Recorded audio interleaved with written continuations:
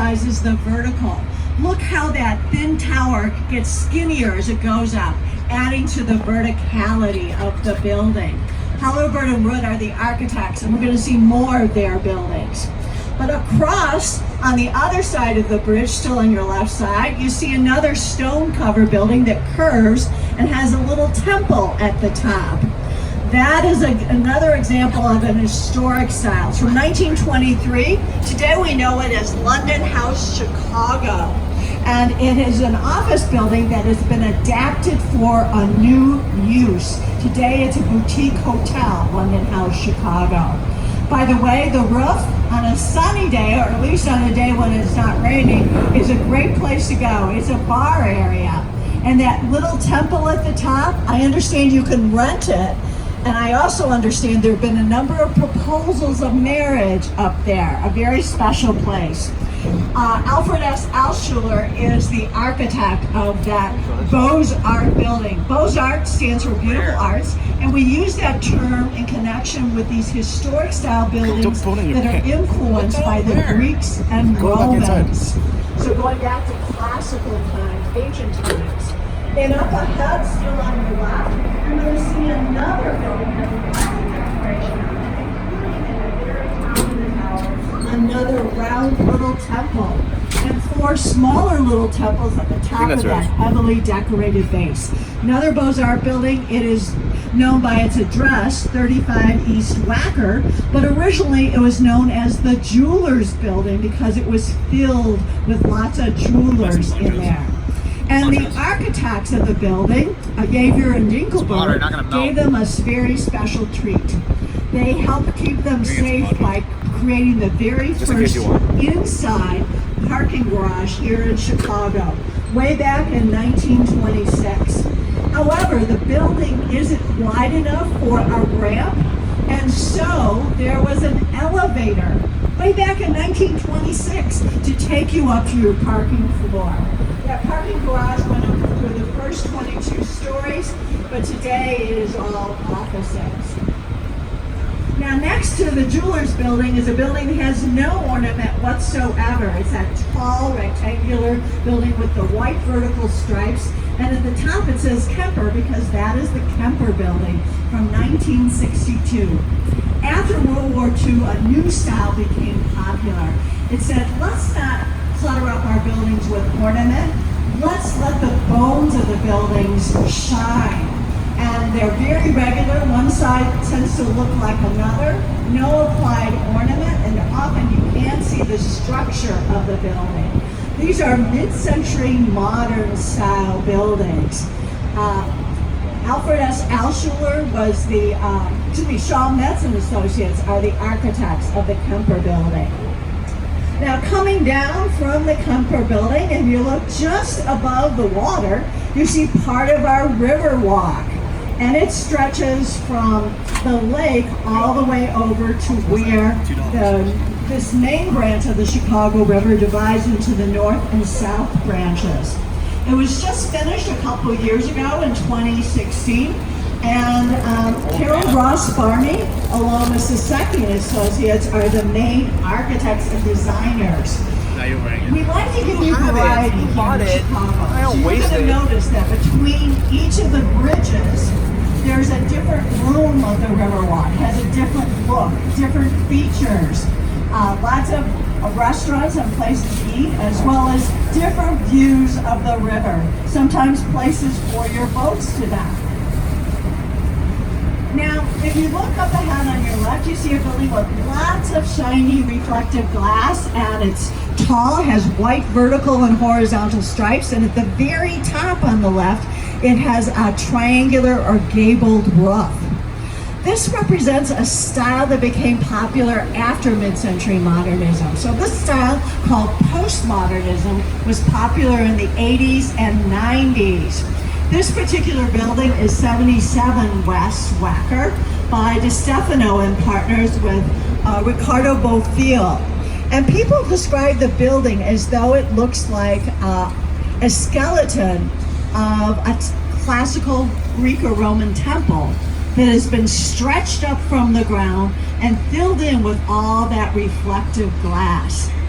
Typical of postmodern buildings, this goes back to older historic styles for inspiration.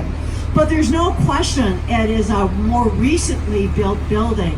That's what postmodernism, like to have fun. They like to have pizzazz. They like to attract your attention and also pay homage to buildings of the past. Now, when we come out from under this next bridge, if you look up on the left, you're going to see another Art Deco building. It's the LaSalle Wacker building, covered in that gray limestone that was so popular in the 20s and 30s. But this particular building looks like an armchair. You're going to see the two side towers and the center lower place where you would sit, armrests on the sides, and then the back tower is set back. The LaSalle Wackers from 1930, another Halliburton Root building. And the reason why it looks like an armchair is this is one way architects complied with a 1923 ordinance here in Chicago that said you could build taller than ever before, taller than 260 feet or roughly 24 stories. But the parts above that had to be smaller than below. And one of the ways they did it was to create this armchair look. Another way is a tower on top of a larger base, and we've seen a few of those buildings as well already. Now, the last building you can see on your left is also covered in gray stone, but it's a 1989 building, and it is, you can probably tell, much more recent. At the top, you've got two little turrets that are covered with a silver roof and little spikes going up. This is another postmodern building paying tribute to older types, and it's very contextual. Those two turrets are to remind you about the bridge houses on either side of these bridges. And in between the two turrets at the very top, you're going to see a bridge-like structure connecting them. So very contextual. This is 225 West Wacker, and it is by Kohn, Pedersen, and Fox.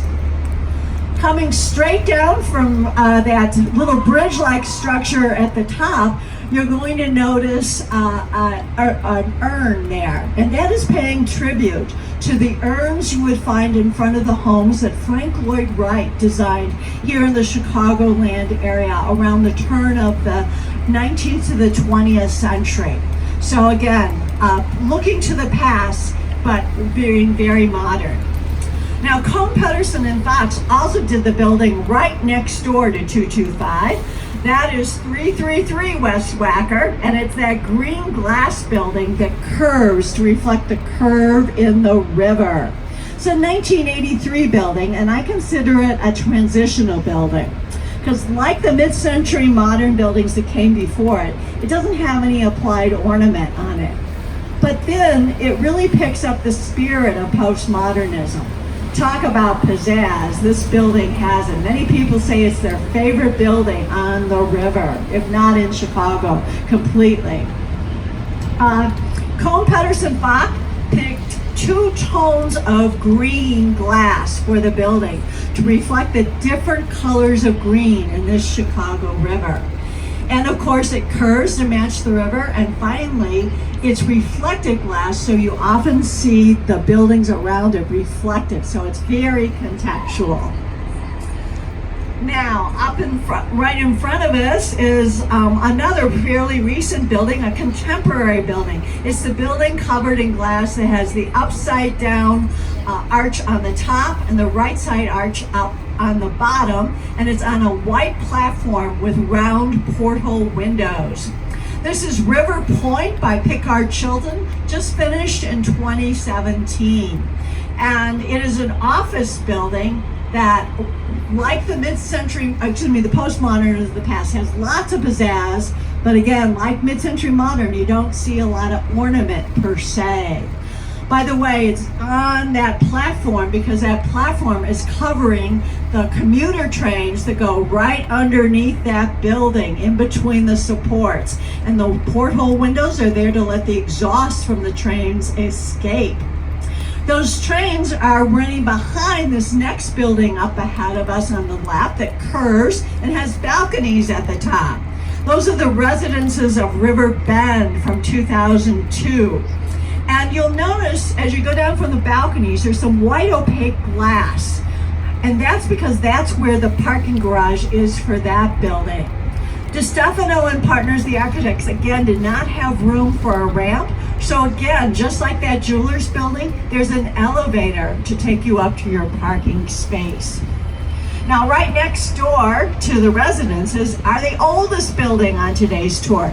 That's that salmon pink brick building that today has some windows and balconies. But originally in 1898 didn't have either of those because it was a cold storage warehouse designed by Frank B. Abbott. However, after about an 18-month thaw, in 1981, the architect Harry Weiss was able to convert it from the warehouse to residential, and he added the windows and balconies. Now, Harry Weiss was a pioneer in thinking that you would want to live on the river. It's kind of a new thought, but he put his money where his mouth was and designed the 4 little cottages, river cottages you see just up ahead next to Fulton House. You'll notice some triangles. You're going to notice some round porthole windows. So these 1988 river cottages are very postmodern and they're very contextual, being right here on the river. And of course you can dock your boat there. You can live here.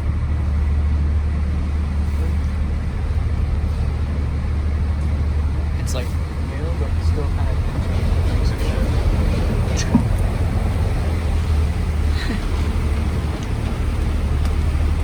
Now, in contrast to Harry Weiss thinking that, oh, it'd be great to be on the river and to enjoy the river, on your right side, you see a building today that looks like it embraces the river. It has lots of windows, has a beautiful river walk. But the East Bank Club, this athletic facility, when it was built in 1979, it didn't have either of those. It really turned its back on the river because we weren't quite sure you really wanted to be on the river. The river was a lot dirtier, maybe a little smelly in those days. But since that time, of course, things have changed. So when they did some remodeling of the East Bank Club a few years ago, they added the river walk and all those windows so they could look out and enjoy like people like us. Now, on your other side, though, on your left side, you see those red brick townhomes. Those are the Kinsey Park townhomes that are a little bit later, just 2002. And Papa George Hames knew that by now everyone wanted to be on the river and look out on the river. So they provided a lot of different levels for the owners of those townhomes to be able to look out and enjoy the area. Now that's a gated community, but right by the river, it's an open access area. That is because of another Chicago ordinance from 1998 that said if you're going to build on the river from now on, you must provide a river walk and a public access way because we want everyone now to be able to enjoy the river, not just the people who can afford to build right on it. On the other side of the boat, on your right side, you see another brick building with some balconies.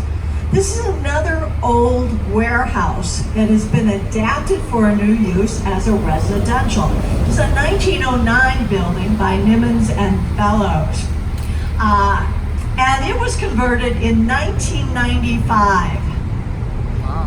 That's 3 years prior to that ordinance requiring the Riverwalk, so you see it does not have one. And those are private terraces right by the river there because it was prior to the ordinance.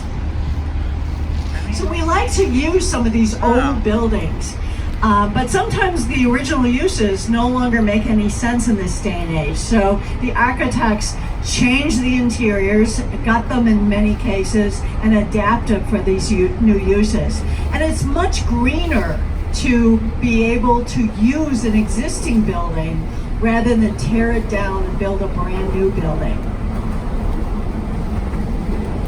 Now up ahead on your right, you're going to see an area that doesn't have any buildings. It's lots of green grass and flowers and some benches. And this is one of our Chicago Park District parks. It is named after Montgomery Ward. It's the Montgomery Ward Park. He came to Chicago in the late 19th century, and he's famous for starting the first general merchandise mail order catalog.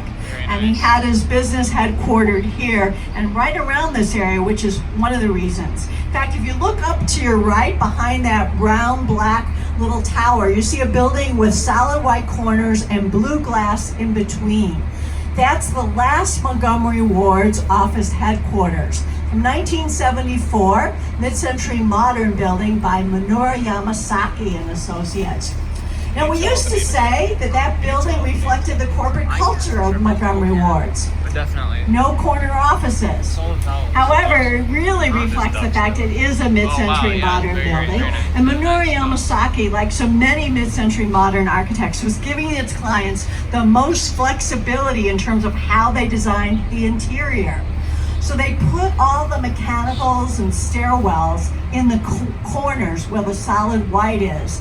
And in between, it has as much space where you could add a wall or take a wall down as you so please. So flexibility is a key to this mid-century modern buildings. So use some of your money to live in these. Now, Montgomery Ward is very near and dear to the people of Chicago, not just for starting that mail order catalog business, but also for helping to save the lakefront for the people of Chicago.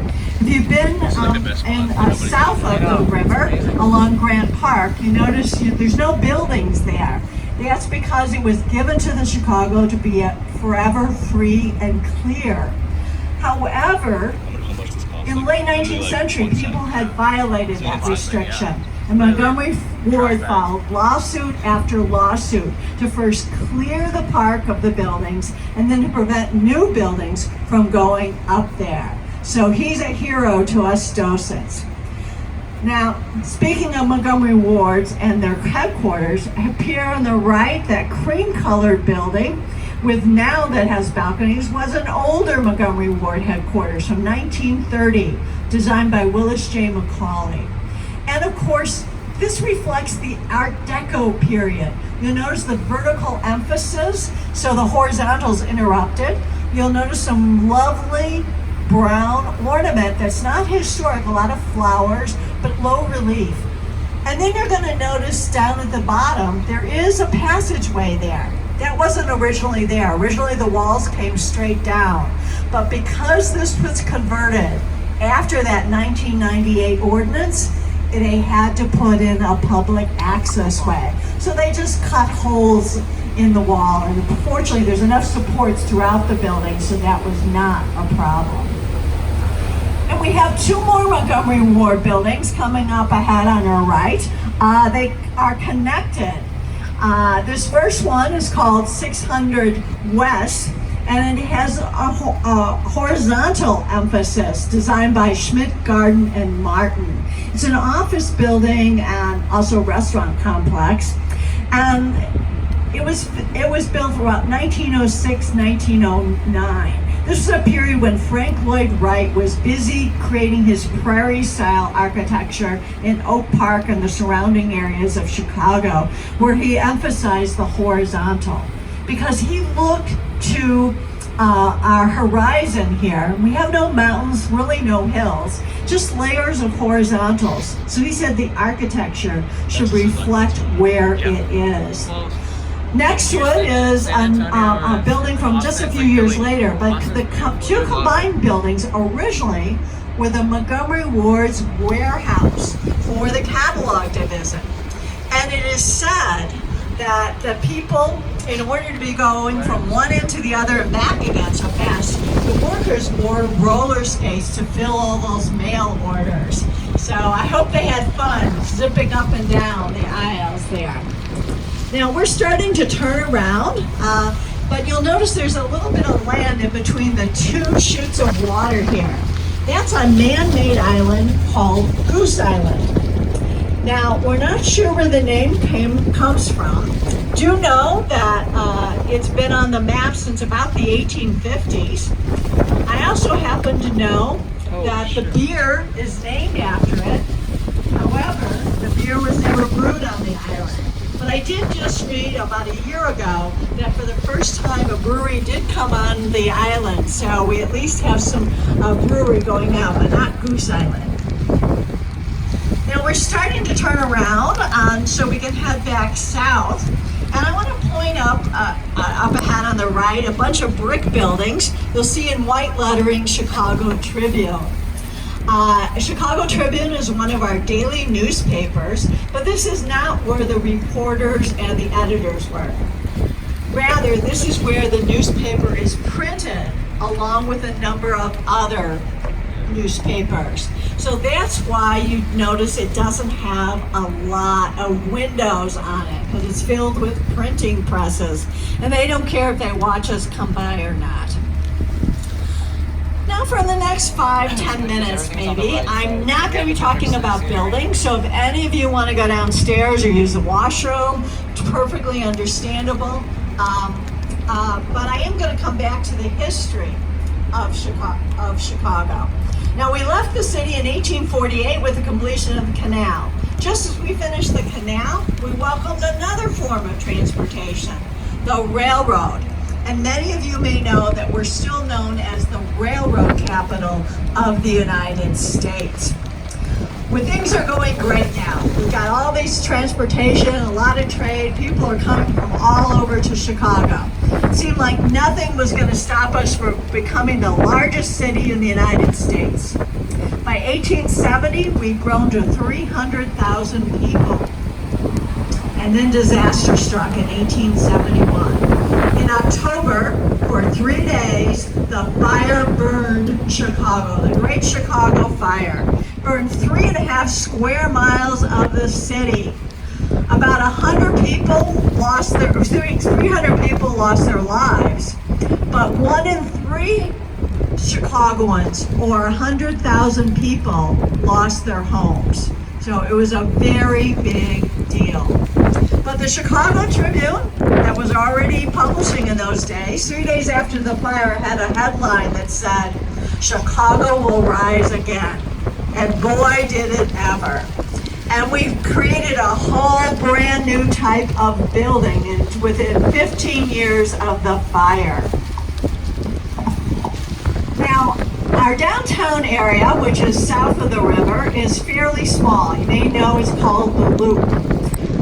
You got the lake on the east, the river on the north, the river on the west, and a little bit south of the downtown area in the 19th century, there were a bunch of train depots and train tracks.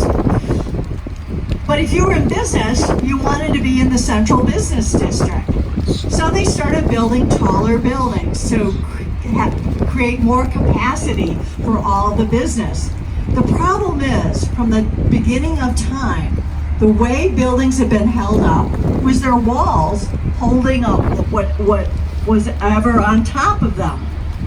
And the taller you went, the thicker the walls had to be because of all the extra weight. Well, eventually they started running out of room on the inside.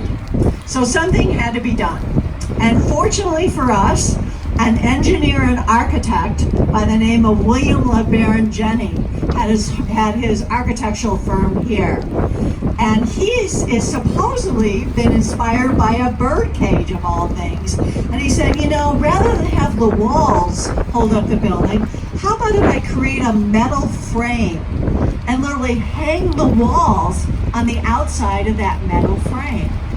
It means then the walls don't have to be so thick because they're not holding up the building. They're just protecting the people on the inside from the outside elements. And he is credited by many people as creating the very first skyscraper in 1885, a full 8 stories tall. Tremendous in those days. But that same concept of an interior metal frame is still the basis of many of our skyscrapers today. Now, some of them, rather than a metal frame, have a reinforced concrete frame, but the concept is the same. The walls, which can be glass because they're not bearing any weight, are just there to protect you from the outside elements. So that was one way we literally rose from the ashes of the Great Chicago Fire. But another important engineering feat occurred a few years later, and it directly involved this Chicago River. From the beginning of Chicago, we got our drinking water from the very clean water from the Lake Michigan. The river, however, was our sewer. We dumped animal waste, industrial waste, and people waste into the river. You can imagine, talk about a bad smell, this river had it. The problem was the river flowed into the lake. And so after a rainstorm like we're having today, a lot of water was moving from that dirty Chicago River into the clean Lake Michigan, thereby polluting the water.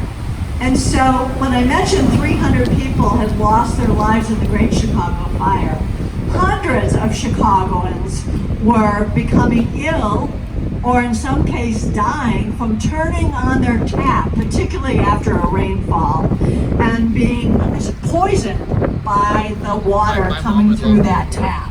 So something had to be done.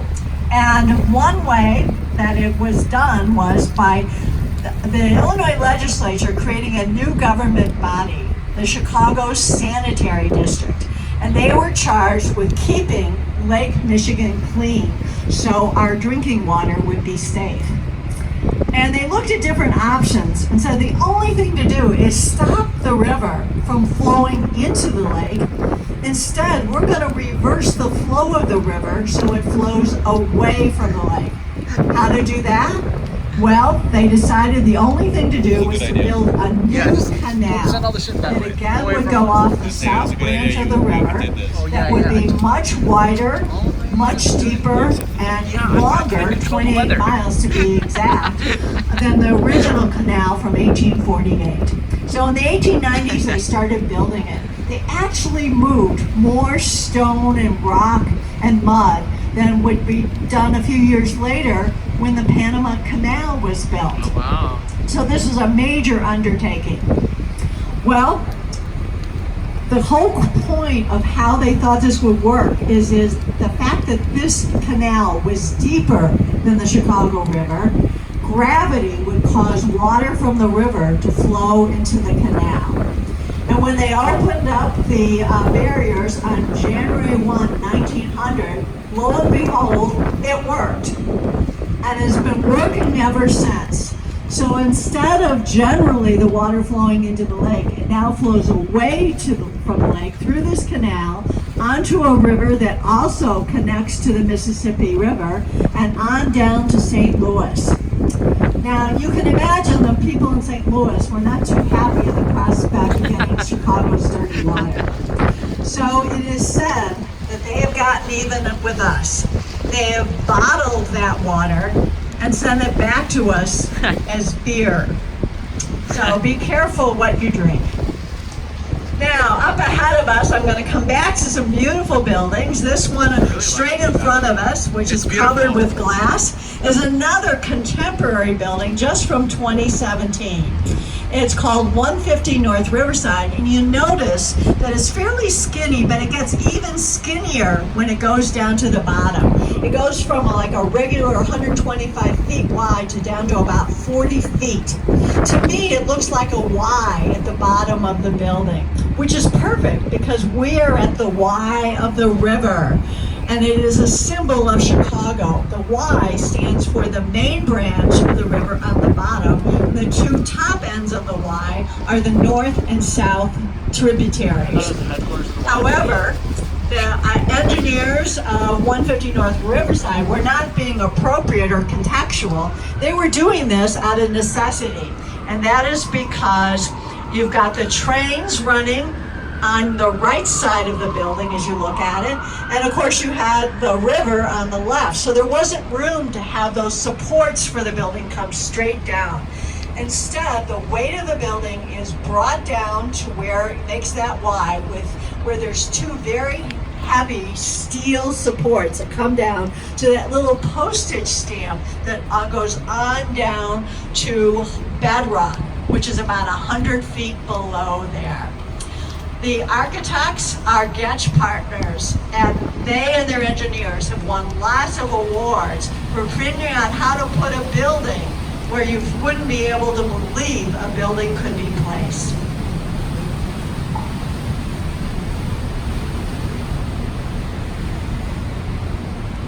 So as we come out from under this bridge, you can see how it moves in and then moves down below.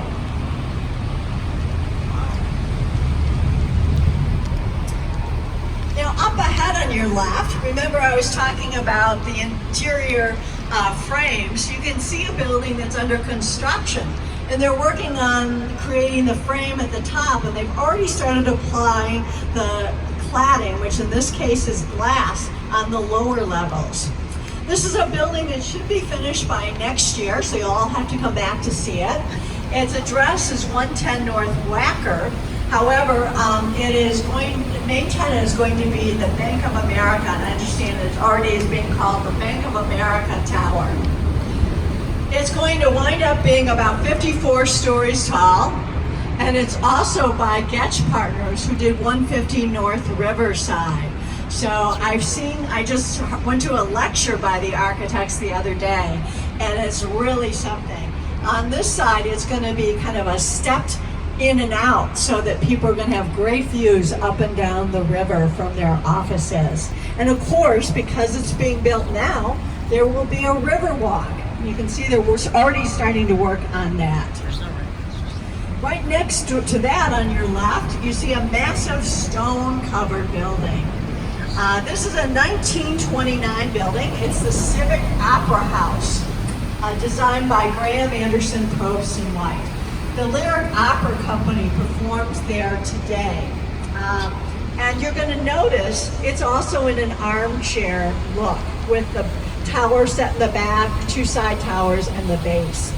Near the top of the base and elsewhere on the building, you're going to see some decorations. Often, there's little gentlemen, some with long flowing beards or maybe comedy and tragedy masks, but they all have their mouths open. So I assume that they are serenading us as we float by, or at least I like to think so. By the way, in this central area, you notice there aren't any windows. That's because that's the back of the stage. Oh, so the stage is right there. Yeah.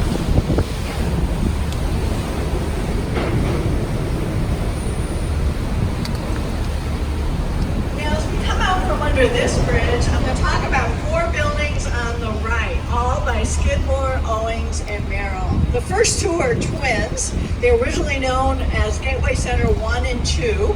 First one is from 1965. The next one is 1968. And they're typical mid-century modern, no applied ornament, very regular, shows their bones. But you'll notice underneath, this is where all those commuter trains are coming in and out.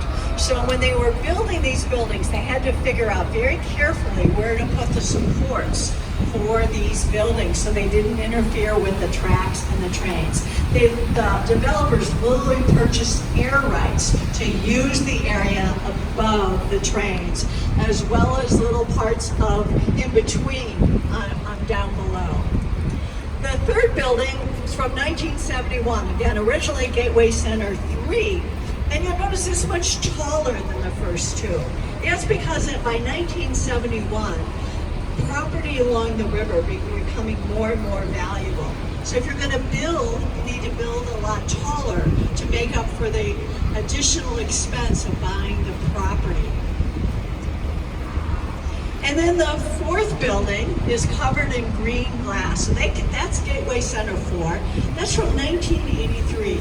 The same year as that curving green glass building I talked about earlier. And like it, I consider this a transitional building. No applied ornament, but It is very contextual. And you notice it has a little curve there on the side to match the curve of the river.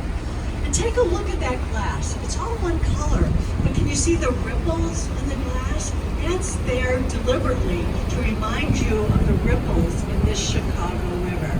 So very contextual. Now across from that building, on your left, you're going to see a tall, rectangular, mid-century modern building from 1971 again. But in the center, you're going to notice it has a map drawn on it. And near the top of the map, you're going to see a red rectangle that juts out from that map. That's showing you the location on the map of this particular building, which is 300 South Wacker. When I first started doing the tour, it was a blank canvas on that central panel. And we never talked about the building. However, later in 2014, they added the map. And at that point, we all had to start talking about it. So, because you're interested, of course. So there's a little moral here. And the moral is, if your building isn't on the map, put a map on your building. Everyone will want to know about it. Now across from us now, just you'll see when we get out from under this bridge, is a massive stone building. This is our old Central Post Office. The center or seat portion of the building was built in 1921, and then the side towers and the back tower were added in 1931 by Graham, Anderson, Probst, and White. Why is it so big? Well, we had lots of mail order catalog companies here, so a lot of mail was going in and out. Also, though, there's a big hole in the center when they built it. And this bridge coming up ahead of us, which is the Ida B. Wells streetcar bridge, it has traffic going in and out because on the other side are the expressways. You can hear all the traffic as we go under the bridge.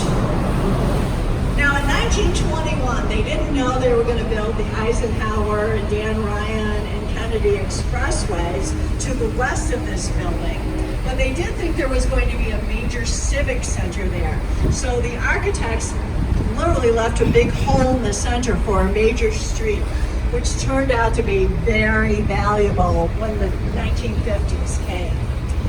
This old Central Post Office was closed down in 1996, and it was empty for many years. Aha! I believe it has stopped raining, everyone. So if you're downstairs, now would be a great time to come up while you can. Thank you for taking your umbrellas out. You include me in. So, you can imagine, after 20 years of no work being done to that old building, it was in sad shape, filled with unmentionables and also lots and lots of water because it was no longer waterproof with all of the leaks going on. Fortunately, 600 West companies purchased it last year. They've been busy restoring it and adapting it for new use, offices. So they've replaced about 2,400 windows on the building and made it airtight, or I should say weather tight now. And supposedly the first tenants are going to open up in just later this year. But now, back on your left, you see this curving building with the eyebrow windows. This is the 1986 River City by Bertram Goldberg. He was a modernist, so you'll see no applied ornament, but definitely not your typical rectangular building. In fact, he said he looked to nature, and in nature, you don't have right angles. So he uses lots of curves in his building. This is a residential. It was an apartment, then it became a condominium, and now it's coming back to rental apartments. We're seeing this trend now with some of these these condominiums selling out to a new owner who's going to collect rents instead. You'll notice there's a little harbor here because Bertram Goldberg also said, okay, he was another pioneer saying you should want to live by the river, and provided a place for boats to dock. This is a special harbor. It's the only one I know in this area where you can park your boat all year round because they aerate the water even in the coldest January days, so the water never freezes. There's a daycare center. So it's a very special place. There's a daycare center. There's actually kind of two buildings that are connected, and it creates an S shape. By the way, on either side of the River City, there's new development going on, and we're already starting to see the first buildings. This is a major new development here on the south bank of the river. Well, we're going to start to turn around. I'll just mention on your right side, and in a little distance, you see a red electrical tower, and that's approximately where the Great Chicago Fire started in 1871. Now, we don't know how the fire started. We do know it started in Mrs. O'Leary's barn. And so for many years, the word was that Mrs. O'Leary's cow started the fire by knocking over a lantern when she was being milked. I'm happy to report that just a few years ago, there was a mock trial and the cow was acquitted. So we're still not sure, but at least for the moment, we're saying Mrs. O'Leary's cow is not to blame. Now, as you look up ahead as we start to turn around, it's a great picture-taking moment for those of you who have cameras, because you can see Chicago is definitely recovered from the fire. You're looking at the lovely skyline of Chicago from this south branch.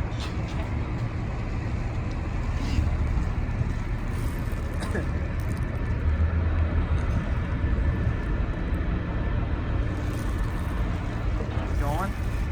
Huh? What? The tallest building you can see up ahead is black and rectangular and has two white antennae at the very top. Very special building here in Chicago. It's our tallest building. It is the Willis Tower. Now, in 1974, when it was finished, it was known as the Sears Tower. And at that time, it was not just the tallest building here in Chicago, but the tallest building in the world. 1,450 feet tall, or 442 meters tall. The architects are Skidmore, Owings, and Merrill. And they had some challenges. If you're going to build the tallest in the building in the world, you have to figure out how it's going to stand up, particularly in our Chicago winds. So their solution to also meet the needs of the then largest retailer in the world, Sears Roebuck and Company, was to create basically 9 connected squares. They become rectangles as you go up. It's called a bundled tube system. And the concept is they're in a 3x3 matrix, almost like a tic-tac-toe box that has the sides on them. And you have the supports running on the outside of each of those squares. That leaves the center totally column-free, very flexible. And then to keep them very strong, they connected the 3x3 matrix. So 2 of those tubes, as they are called, shared the same supports. And then they were kind of banded all together. It's kind of like if you had a single pencil, you can break it in half. But if you take 9 pencils, put a little string around them, I defy you to be able to break that group. That's what Sears Tower or Willis Tower is all about. Now, while Willis is clearly mid-century modern, no applied ornament, very regular, other than the tubes have different heights, which adds to the interest. In front of that building is that pink granite building with the silver drums at the top. That is a postmodern building known by its address, 311 South Wacker. It's from 1990, again by Cone, Pedersen, and Fox that did that curving green glass building. This postmodern building is anything but mid-century modern, less is more. First of all, it has color, and those silver drums, at night they are lit, so it almost looks like it's got a crown on the top of the building. You'll also notice it's not a rectangle, it's basically an octagon. However, look on the right side of the front of 311. See, there's this one rectangle that goes up. And remember, a lot of postmodern buildings are contextual. So we'd also think that it's being contextual with all the rectangles on the Willis Tower right next door.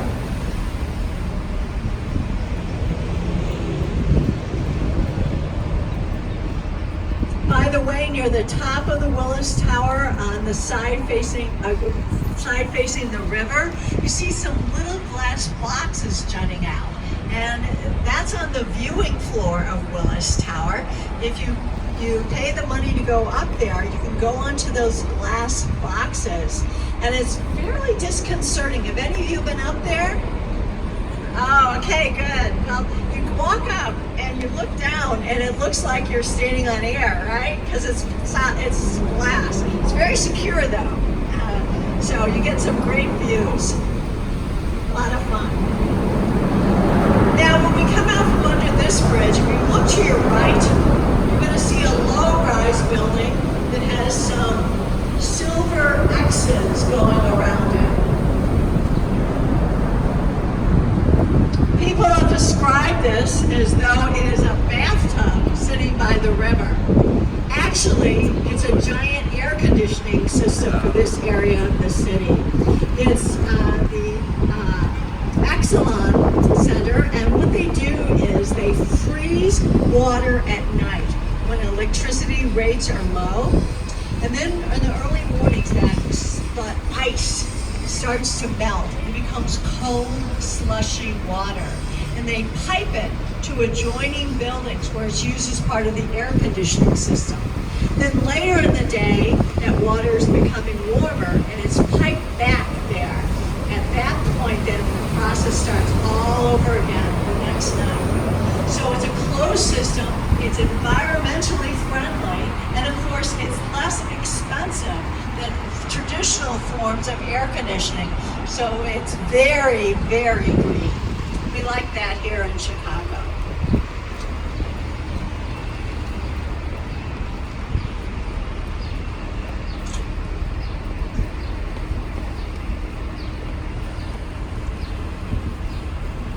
Look straight in front of you, a little bit to the left, you're going to see a red brick tower with a clock on it, and below that it says Go-Go. I'm not going to talk about that building. We're talking about the building to the right of that, which is in lots of different tones of gray. And it also has a clock tower right on the river. And below the clock facing is a symbol of the company that resides in that building. It's the Boeing Corporation. The building itself, though, is older than when Boeing came to Chicago. It's a 1990 building by Perkins and Will. And this particular building has two portions to it. It has the taller portion that you can see with the clock tower, and then in front of us, or toward us, there's a lower portion of the building, and you're going to see some white triangular tubes on the top of that building. Well, what's going on there? Remember those trains and the river? Well, as a result of that, there wasn't room to put supports for the lower portion of the building. So what they do is they make use of the taller portion for the supports, kind of like my body, and then they use those tubes or trusses as an extension from the support, and they hang the lower portion of the building off of those white tubes, almost as though if I put my arm out perpendicular to my body and then hang something off of it. That's what's going on with that building. Again, another amazing thing with the architects and the engineers working together to figure out how to put a building where you wouldn't think a building could go.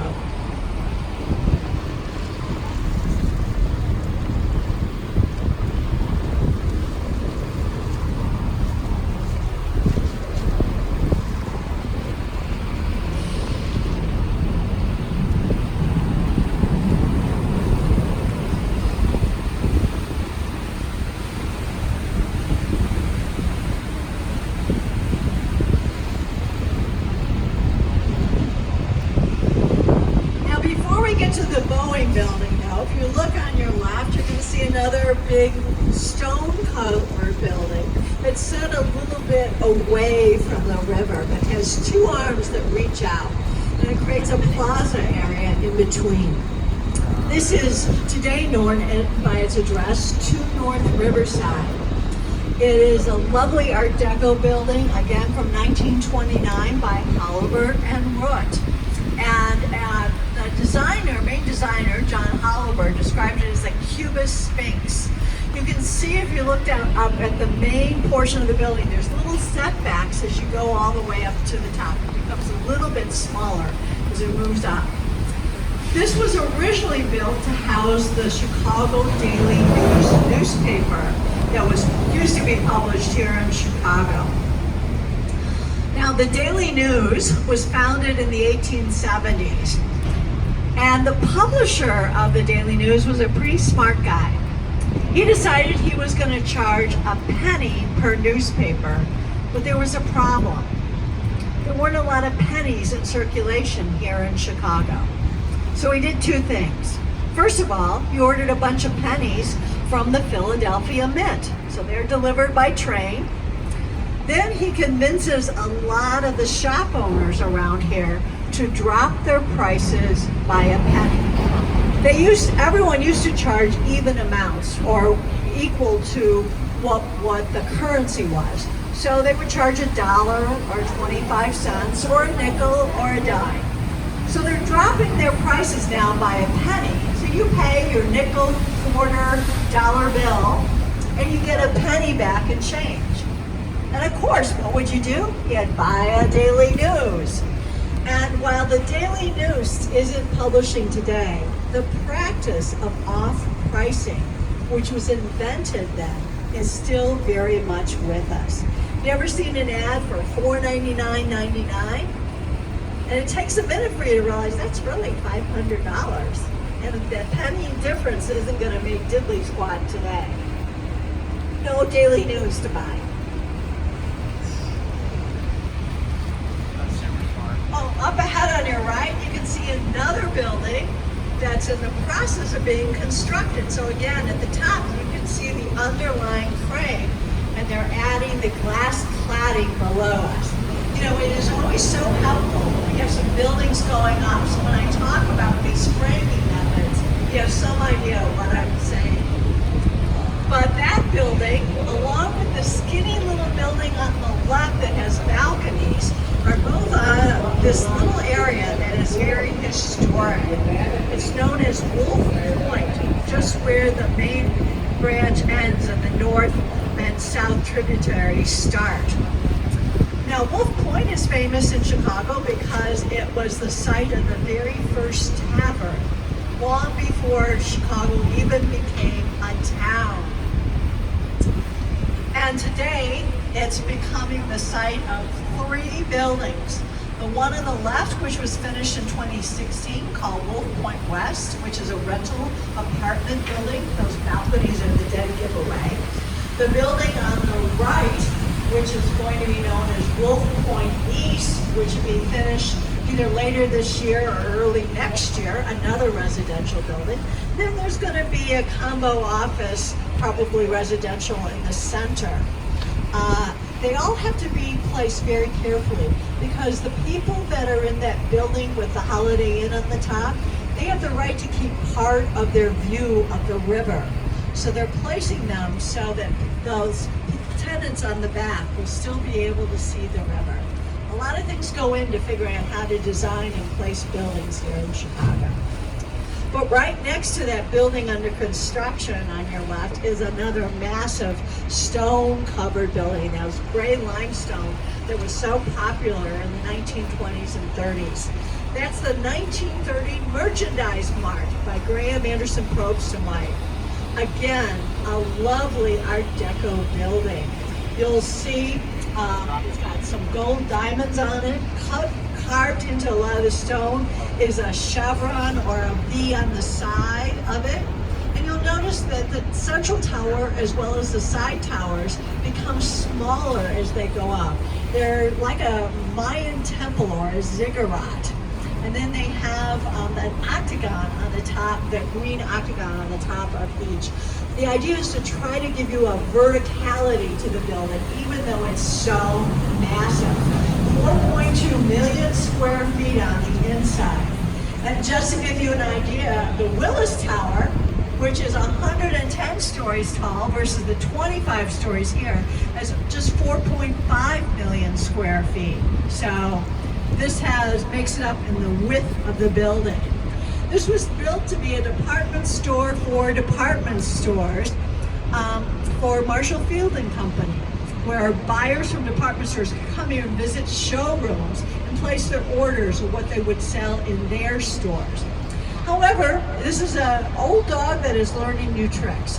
It has officially been renamed the Mart because it's now filled with a lot of offices, including a lot of technology companies.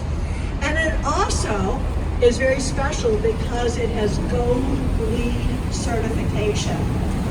LEED is spelled L-E-E-D. It stands for Leadership in Energy.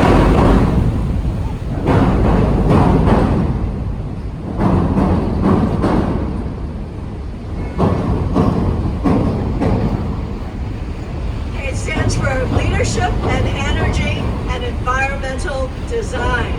And there's a point system, and if you have enough points, you can get gold, or the highest is platinum. It means you're very energy efficient and environmentally friendly. And they have one of those Exelon air conditioning systems that freezes water at night, so that's one of the ways they secure enough points to get the second highest LEED designation.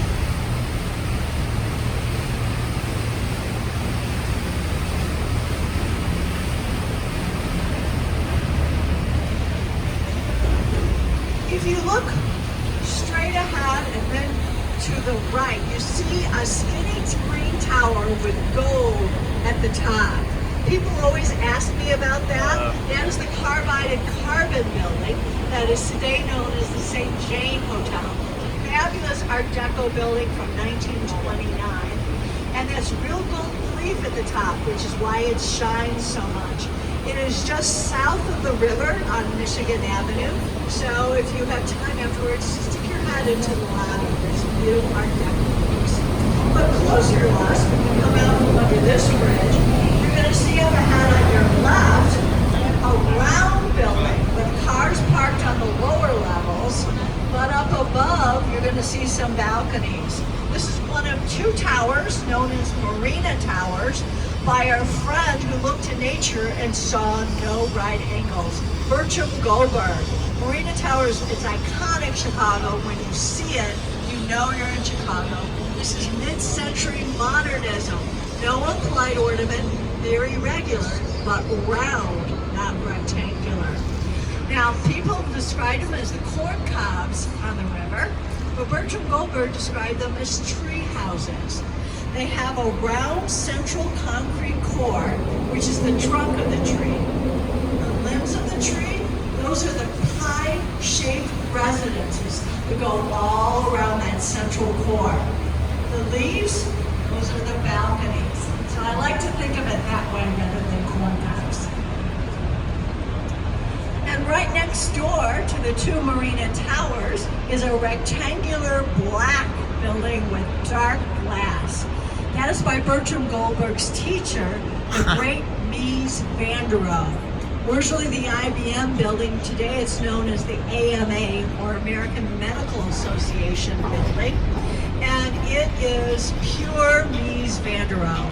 1971 building, his last one designed in the United States. Rectangular, flat top. The lobby area is recessed, so you can see the structure coming down. Absolutely no implied order. He's the one that said less is more. And in his case, that is very much true. He uses great materials. He places his building just so, and the proportions he spent months on just to get it the right way. You can really tell the quality of his buildings far more than a lot of other mid-century modern buildings.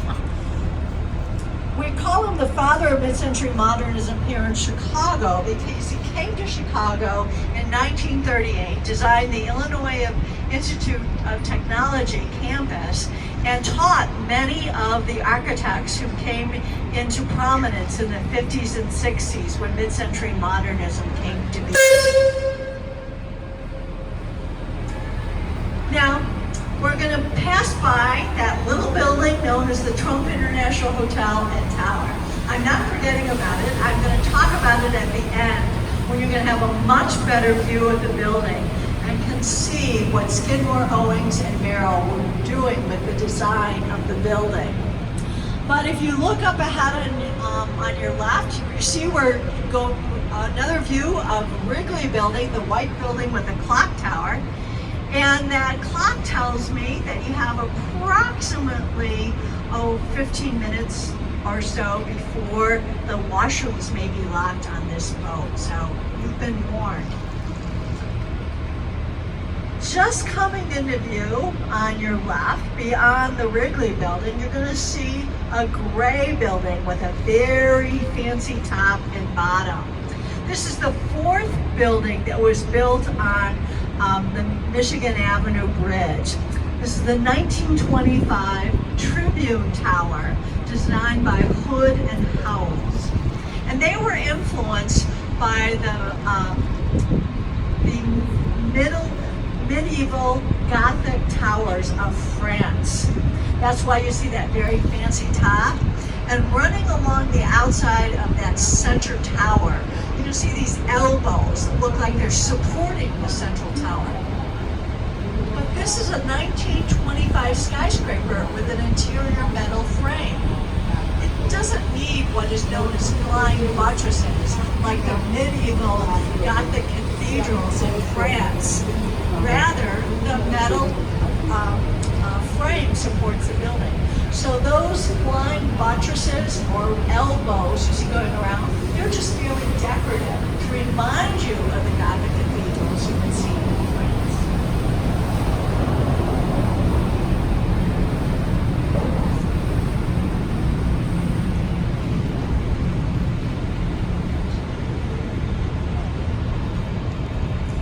This is another iconic building.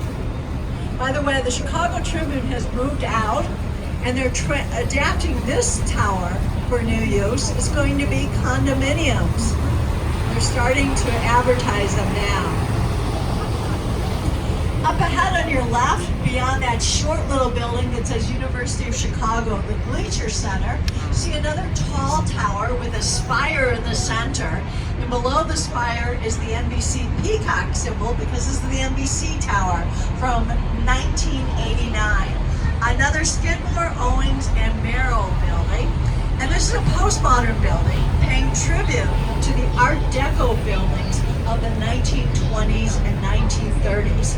It's even clad in limestone, those very thin strips attached to its underlying concrete frame.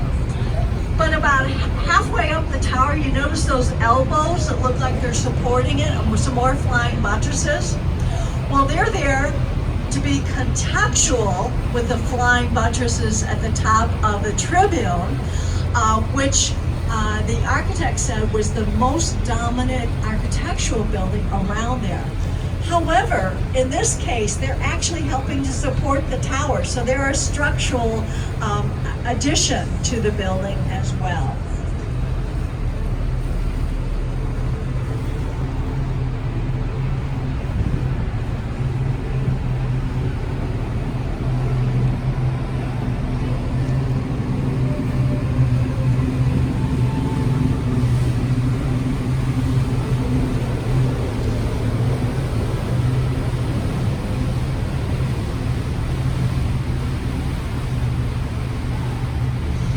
As we come out from under this bridge, we've got river walks on both sides of the river now. The one on the left was privately financed and maintained. It's beautiful. The one on the right is owned by the city, and it's undergoing a kind of a beautification to it. So you can see some of it is done, others are coming soon. Among other things, there's a tribute to the submarines that were built up in Wisconsin and floated down the Great Lakes to this area during World War II.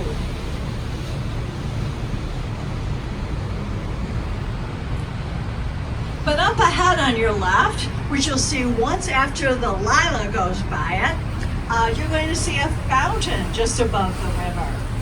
This is the Nicholas J. Nela Centennial Fountain. It was placed there in 1989 to mark the 100th anniversary of the Chicago Sanitary District, which was responsible for reversing the flow of this Chicago River. And we time our river cruises very carefully, so we're never going by there at the top of the hour, because you're going to see a little copper pyramid just above the river level in the center. And from the top of the hour for the first 10 minutes or so, there's a big stream of water that shoots out from that little pyramid, goes all the way over to the other side. And we've already been drenched enough today. We don't need anything more.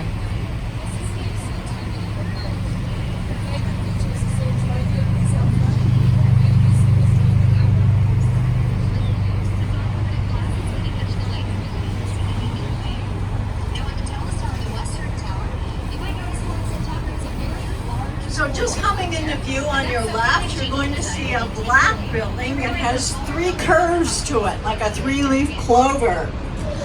This is not by Bertram Goldberg, but it is by one of Mies van der Rohe's students. George Schipperite, who along with his partner Heinrich, designed this Lake Point Tower, which is a residential building. And it's a building that shouldn't be there. Because it is east of Lakeshore Drive, which that is the bridge that's coming up ahead.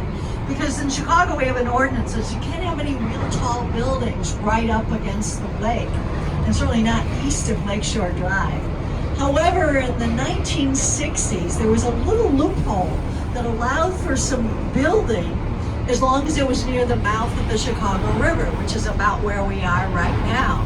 So they used that little loophole to develop Lake Point Tower.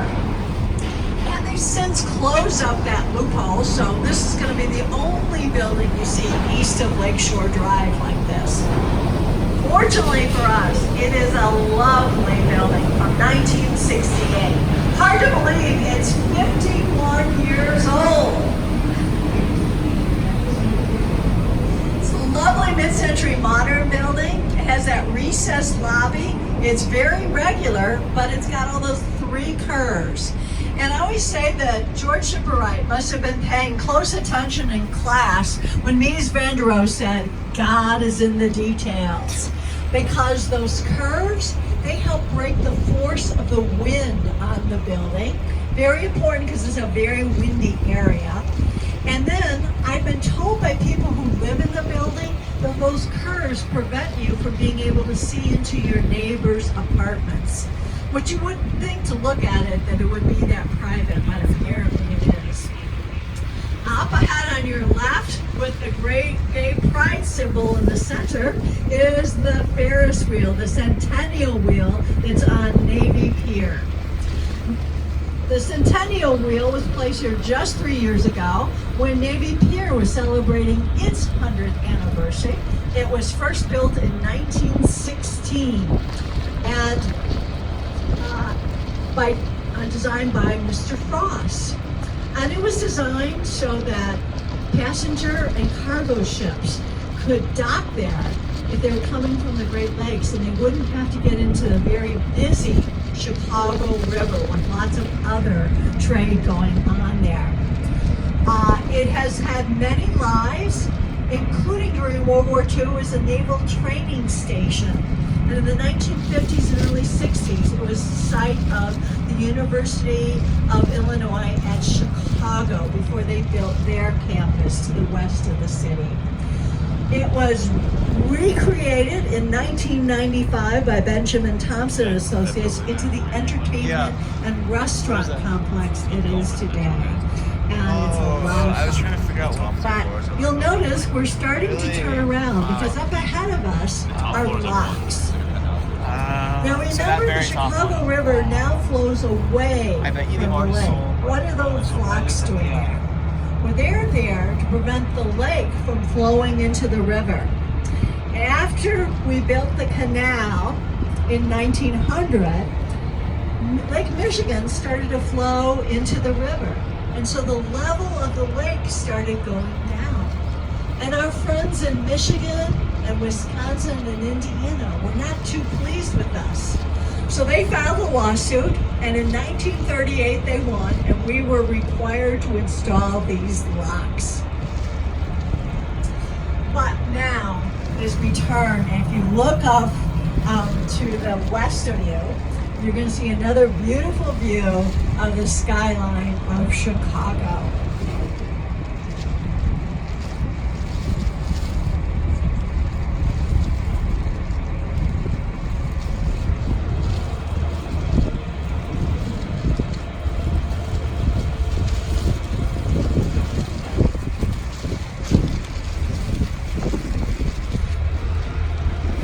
And in the distance, pretty much straight ahead of us, you can see that silver tower with the different shapes and the spire on top that has the name Trump on it, because that's the Trump International Hotel and Tower.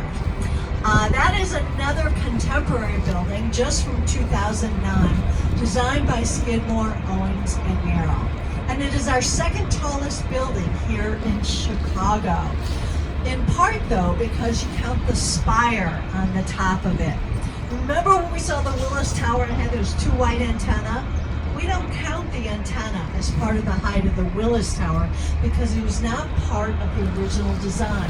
That spire on top of Trump is, so we count it.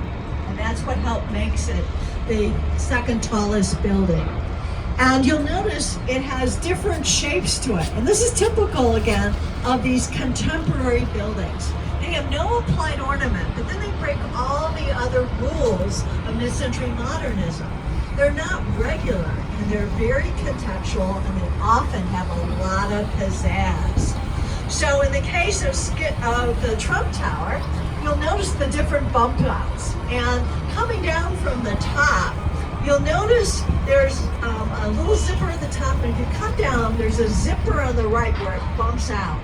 And that's paying tribute to that AMA, or Mies van der Rohe, black rectangular building that is just nearby. If you come down a little further, you'll see another little zipper at the top, and another bump out that is on the left side of the building. And that's pointing toward, and is about the same height as those round corn cobs, the Marina Towers, also nearby. And if you come down a little further, the last bump out on the left side, the right side of the building, is about the same height as the base of the Wrigley building. So the architects from Skidmore told us that they were deliberately paying tribute to some of these iconic buildings near the Trump Tower. So again, that's what contemporary does. Anything it wants, but for sure it wants to catch your attention. Now a little bit closer to us on the left side, you see a building that it has blue glass, and you may be able to tell it's still under construction. It is the Vista Tower. It should be finished by next year. It's composed of 3 vertical pieces of different heights. The one closest to us is about 46 stories tall. The middle section has 70 stories, and then the tallest section is 95 stories tall. It's just a little bit short of 1,300 feet. And when it is finished and open for business, it is going to become our 3rd tallest building here in Chicago. Designed by Studio Gang, which is in turn led by a woman, Jeannie Gang. And Jeannie Gang is literally a certified genius. She's gotten a MacArthur Award, or Genius Award, and she does lovely stuff. Currently, her building, the Aqua Tower, is the tallest building in the world designed by a woman. And it's right nearby, but now Vista is going to take that distinction away from it when it is completed. Now the Vista Tower is going to be a luxury hotel on the bottom and condominiums on top. And if you buy the tallest residence in that tallest West Tower, you're going to have the tallest residence in Chicago.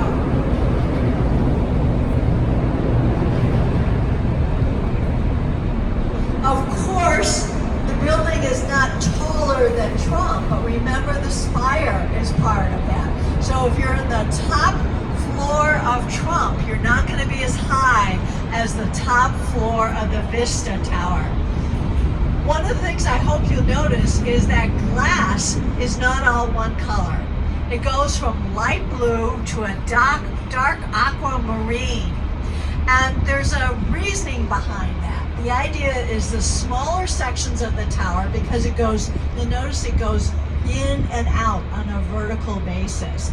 Well, the smaller sections will heat up faster, so you have the darkest glass to help reduce the effect of the sun on it. And you'll notice too that the three towers do not go in and out at the same heights. So it has kind of a weaving effect. It's in a very prominent spot, so it's going to get a lot of attention.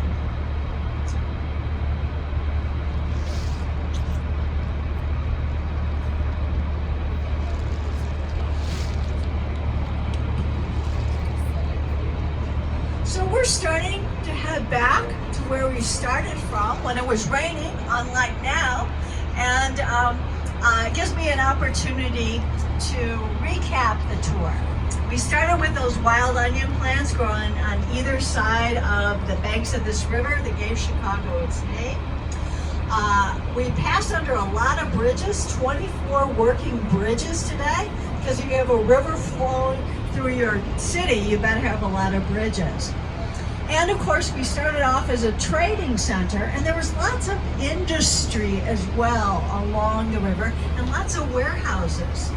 As we get later into the 19th century, those warehouses start to be replaced by taller buildings. The skyscraper that we created in 1885 and shared with the world the technology.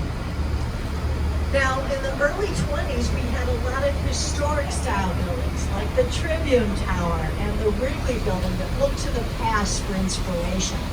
In the later 20s and early 30s, we get to the Art Deco period, where we reach for the sky and we say, no, we don't want to look to the past. This is the roaring 20s. We're going to use ornament, but it's going to be often geometric, not looking to historic style for the past. Now, building pretty much stops in the later 30s and into the 40s because of the Depression of World War II. When we resume constructing buildings in the 1950s, we have that new less is more style. Very regular, no applied ornament. The bones of the building are what's so beautiful. Mid-century modernism. And in the 80s and 90s, there's a rebellion saying, you know, less may be more, but we kind of want to have some pizzazz on our buildings. We don't reject ornament, and we like to look to the past for inspiration. Postmodernism. Then there's another little break in the 90s where there's not a lot of building. And when we start building again this 21st century, these contemporary buildings pick up some of the best from both mid-century modernism and postmodernism. Often no applied ornament, but breaks all the other rules, and lots of pizzazz, that's for sure. So what's going to come next? Well, you'll have to come back and take the river cruise again and see. But at this point, I'd like to ask you to give a round of applause to our captain and the crew for giving us an amazingly wonderful ride during the rainstorm.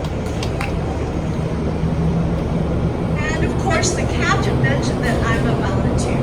And we volunteers do not accept tips. But I have a tip for you. And that is, each and every day, the Chicago Architecture Center provides lots of different tours that will take you inside some of these beautiful skyscrapers. Our center is located just up the steps at Michigan Avenue, right by the boat dock. And your ticket today, if you haven't bought a combo ticket that allows you to go see the exhibits at the center, you for just $5 more, you can get access to the center within the next 7 days. We have a wonderful model of the city along with a movie giving you a little history. We have fabulous models of buildings from all over the world, as well as other exhibits on 2 floors. And of course, you can come in and find out about some of the other tours that we give by walking, by bus. We even have some bike and Segway tours. So definitely come by and check us out. As I like to say, we are the center of architecture here in Chicago. But if any of you have any questions, I am going to be near the dock at the end. And I do ask that all of you keep your seats until the captain comes to say that we're fully docked. Sometimes there's a little bumping going on and we don't want anyone to slip and fall at this juncture. But I want to thank you all for coming along today, being such good sports, and I'm so happy it stopped raining so you could enjoy the ending of the tour. Thanks again and enjoy the rest of your day here in Chicago.